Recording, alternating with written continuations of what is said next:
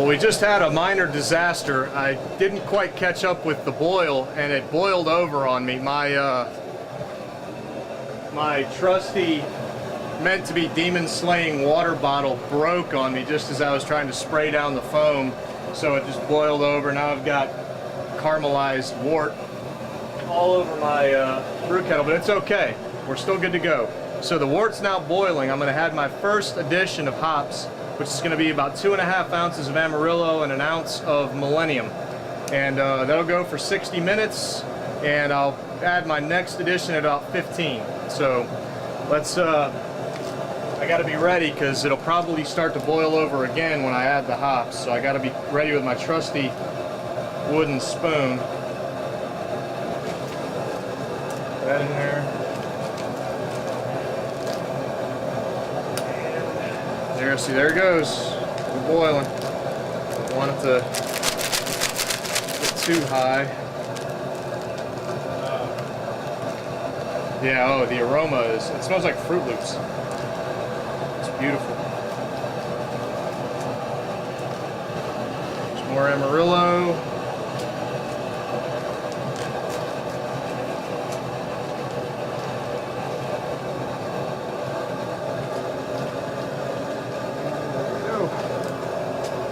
We'll make sure this doesn't boil over, and we should be good to go for a good 60. So you can see the remnants of my boil over on the sides of the keg. That was fun. So I'll have fun washing the porch this afternoon after I'm done. Oh, look at that. Pockets of heat. All right, this is the 15-minute mark. Well, 15 minutes remaining, I should say. I'm going to add 2.5 ounces of nugget hops and half an ounce of the Amarillo that I used in the boil. So I'm just going to go ahead and add it in. You'll also notice I added my copper wort chiller. That usually I add that around 20 minutes in order to sanitize it and get it ready for when we start to cool it off after the boil. So we've got 15 minutes to go, and then we'll add our final aroma hops and start cooling.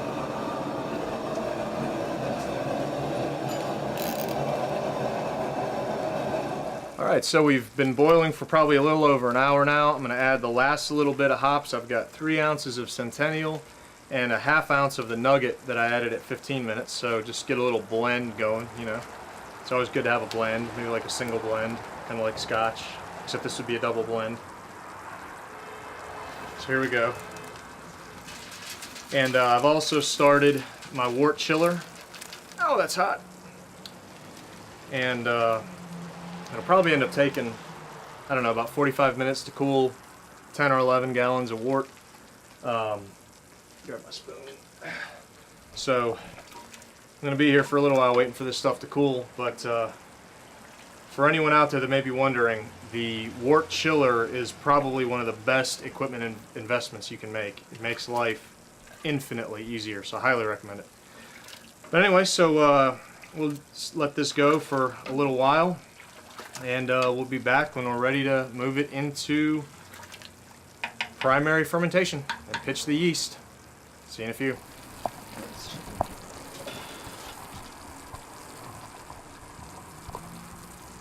Well, we're all finished up with the boil. It's cooled down to about 78, well, probably more like 80 degrees. I got impatient. I don't want to wait for the last 5 degrees to get down to 75, so I said, to heck with it.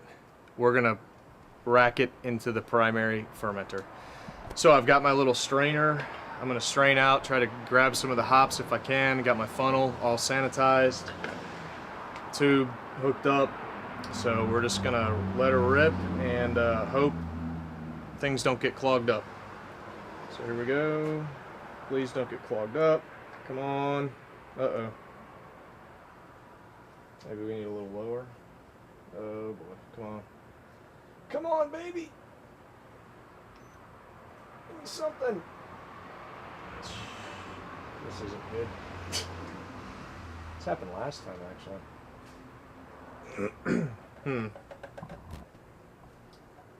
Yeah, we're not getting anything. That's not good.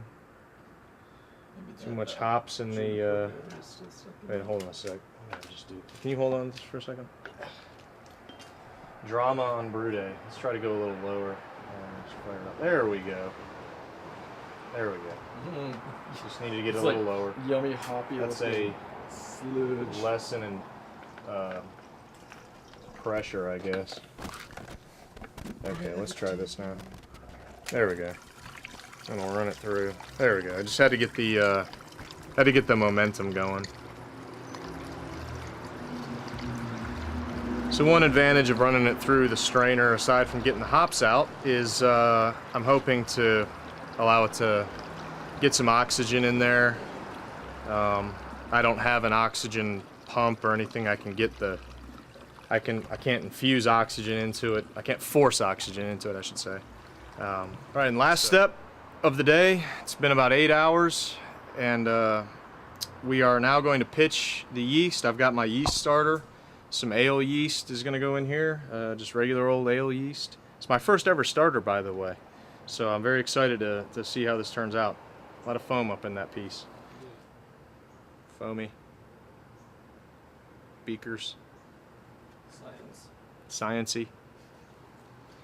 I'm actually going to pour two small beakers into this one, just because I can. And then I'm going to pour that big bad boy right over yonder into the bigger carboy. So I'm hoping to get, I should have at least 10 gallons of yield out of these. This would be a lot of good IPA drinking over the winter months.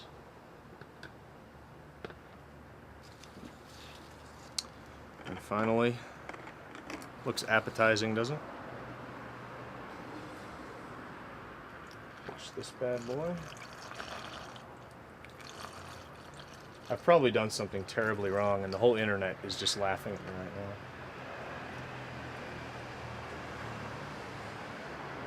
Sounds about right. Well, there you have it. The yeast is pitched. I'm gonna set these bad boys away in a cool, dark place.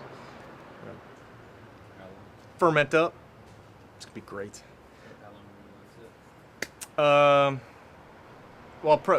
primary should take about 7 days, I'm thinking, and then in secondary, I'm gonna dry hop them with a couple ounces of Cascade in each carboy, and probably let that sit for about 2 weeks, and then bottle.